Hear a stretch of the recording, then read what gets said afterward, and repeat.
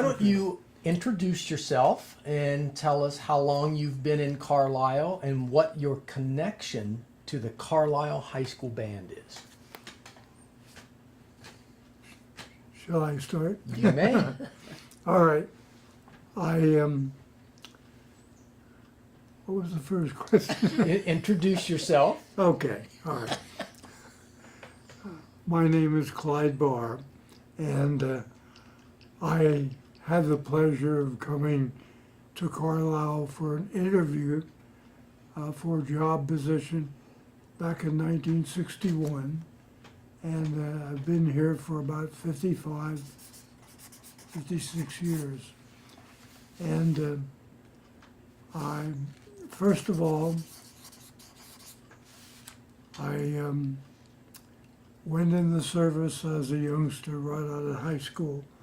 I went to the Navy School of Music, and after that, I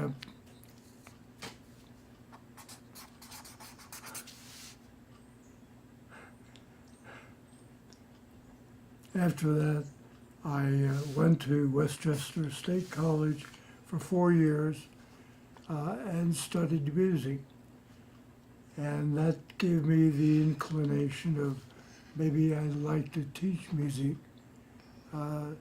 to many youngsters. And that's what I did. I came to Carlisle, I was interviewed, and I liked the people that I met and thought this was a very friendly community and a good place to start my career. And so I came to Carlisle in 1961 and was the assistant band director for that position for 1 year. And after that, I was offered the position of the director of the Carlisle High School Band, which I was happy to accept. And my thoughts were I'd like to do this good thing for the high school band and for the high school band boosters, which I was instructed and suggested to start that year. And I'm happy to say that things went well, and I eventually became involved with wanting the band to do better and giving them challenges to compete with other school bands. Clyde, And, what was the band like when you took over as an assistant band director and then a high school band director? What was it, a large group of kids, or what was it like the in your band beginnings? was quite small. I think it was less than 48 people, and they had never been given a real goal in which to try to become better. And after 1 year as assistant band director, I was fortunate to become the full band director. And from that point on, I had a lot of challenges mentally from the students. This is the way we did it before, and I wanted to change that to do something better. And in about 4 years, I changed the attitude of the band into let's be as good as we can be. And it was an uphill but rewarding climb after that. So that was pretty much your vision for your kids. You wanted them to reach I their wanted highest them potential, to be the best they could best be. they could be. And we had many practices, many Practices. big time. You said that the band booster organization didn't exist until you came in, like, was it 1961 that the band booster organization started? That's correct.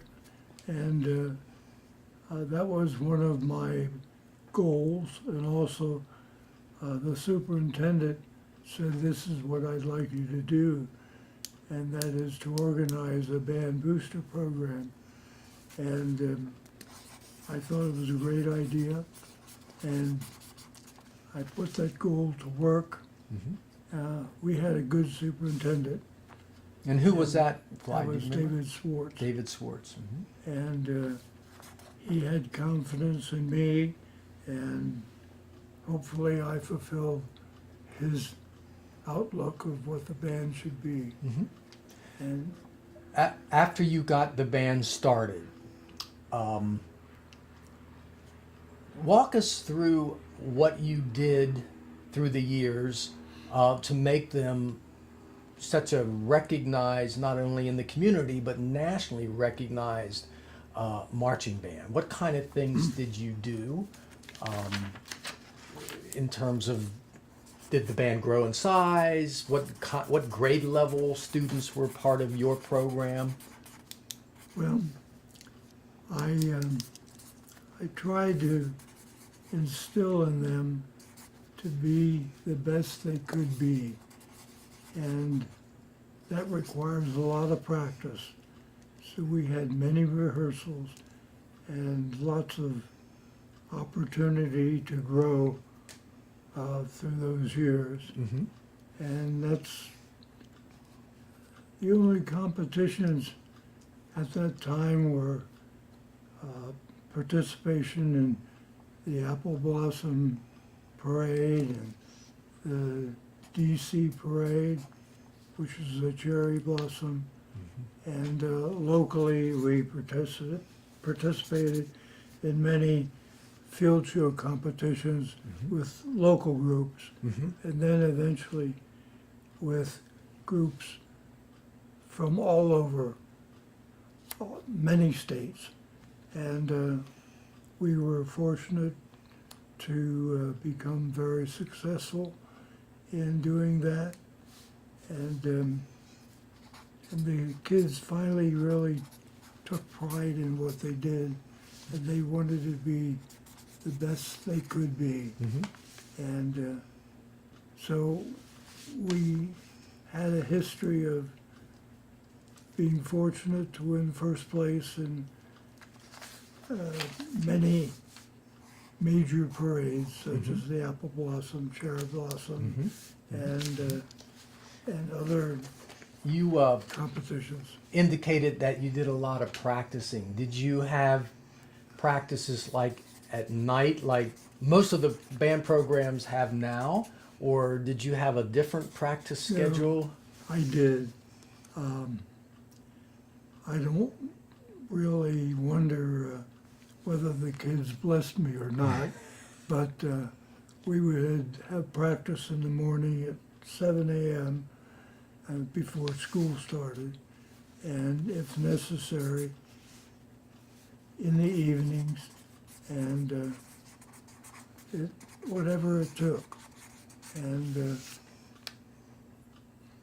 we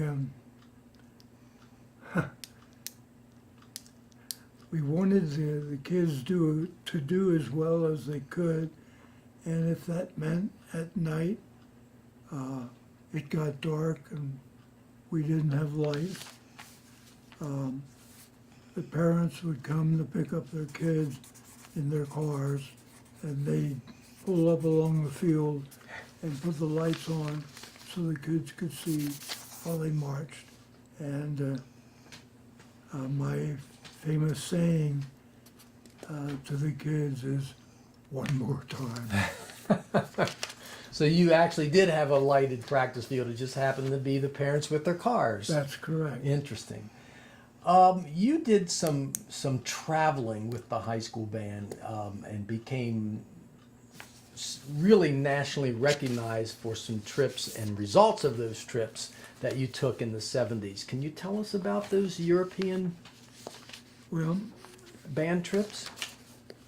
it was because of the success the kids had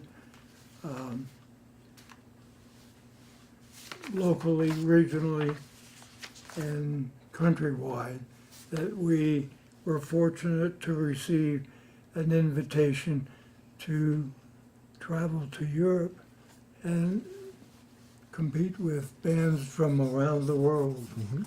And as it worked out, we accepted that. No one on the school board or anybody else thought we would actually meet the financial goal necessary or actually go on the tour. And we did, and we're very fortunate. And the school board and a lot of the upper administration called it Clyde's Folly. And I guess in a sense it was. The money was the big part. And we could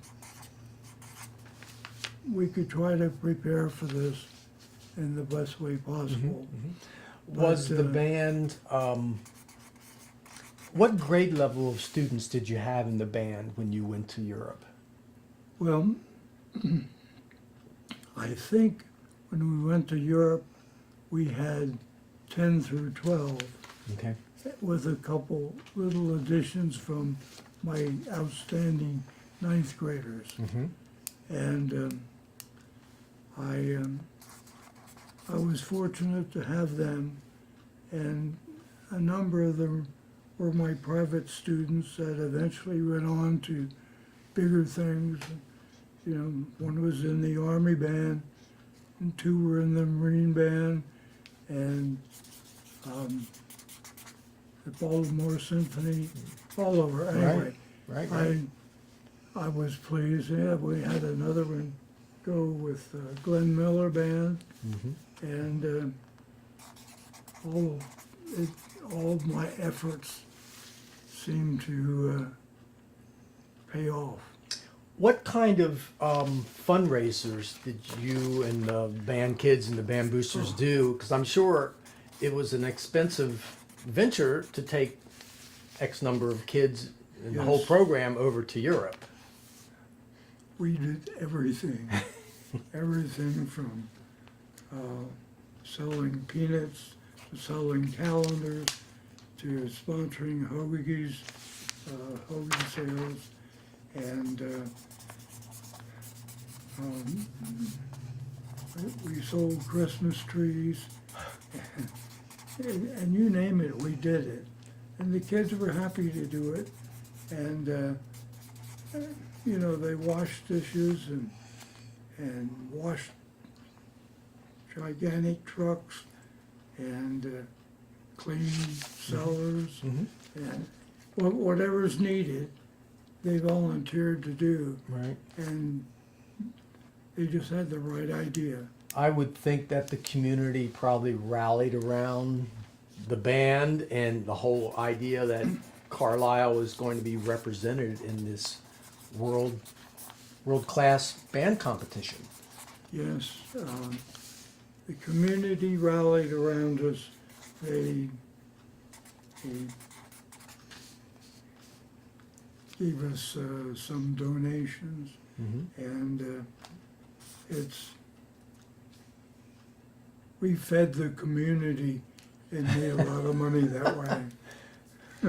What years did you go over? I understand you took the band 2 times to Europe. What years were they? Well, we went over and competed in the world competition in 1970, and then we went again in 1974. And I couldn't believe we went twice, but we did it. And at that time, the Carlisle paper, the Sentinel, was very helpful in promoting what we were doing and how people could contact us for work assistance. Right, that's pretty fantastic that you took the band twice to Europe. I can't imagine the memories these kids, which are not kids anymore, have to this day about that special experience. It was special. It really was. Do you have any favorite memories as the band director through your years? I was fortunate to have good kids and have good experiences, and you know, my whole recollection of those years were very positive, and I'm just fortunate that I had the good kids, and we worked hard, but we were successful. And they clearly were successful after all that hard work they put in.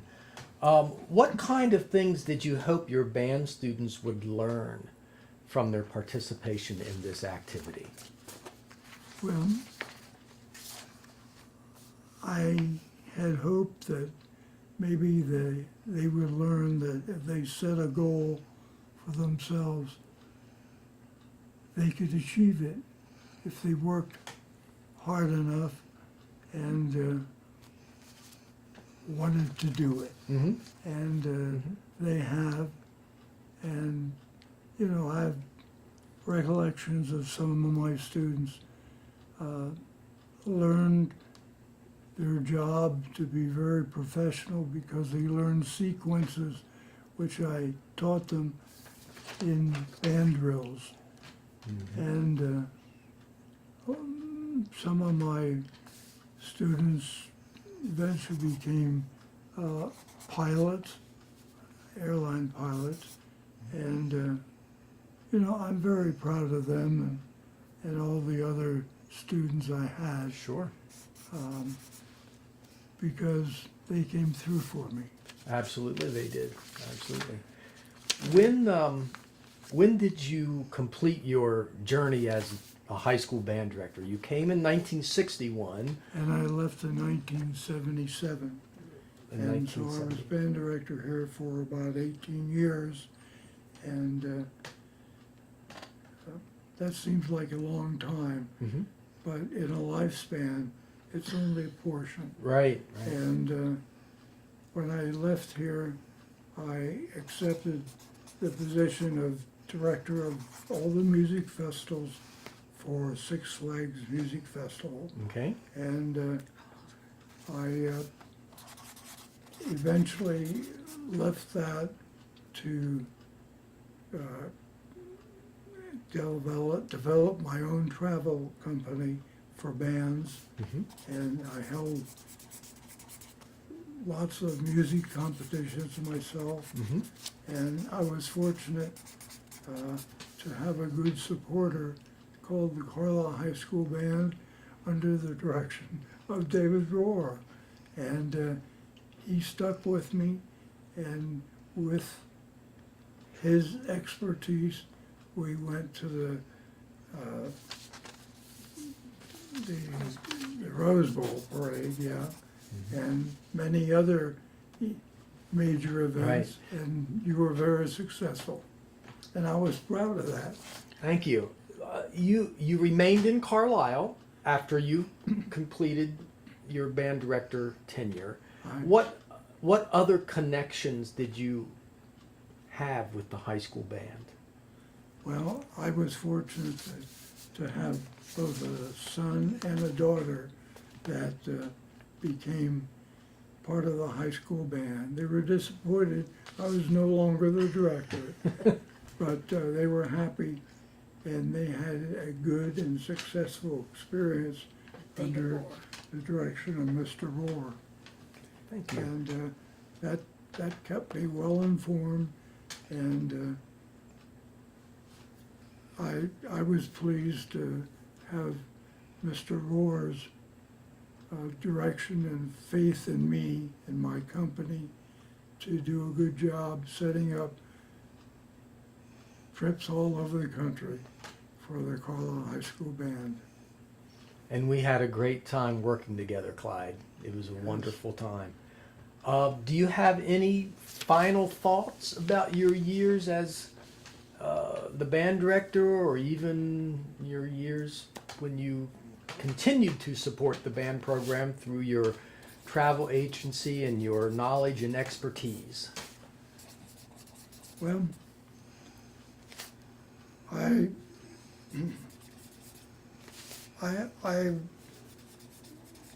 am so fortunate to have been the director of the band for those 17, 18 years. And I follow my alumni and take pride in their successes. You know, one became mayor of Carlisle for, what, 12, 18 years? Forever. And others, you know, have become the chairman of the town council and so forth. And so, you know, I'm happy. I had a very rewarding time here in Carlisle, and it was one of the best decisions I ever made to come and to stay and to serve. Well, you certainly created a tradition for the band program here in the Carlisle community, and we certainly. And I was happy that a director named Dave Rohr came after I was director and continued on with a top-notch band organization. Thank you. We really appreciate all of your efforts throughout the years, Clyde, and plus I personally appreciate your friendship and advice through all these years. So we thank you for doing this interview. I think these are important things for the community to always remember. So thank you so much for being with us today. You're quite welcome, and I'm happy to help you in any way possible.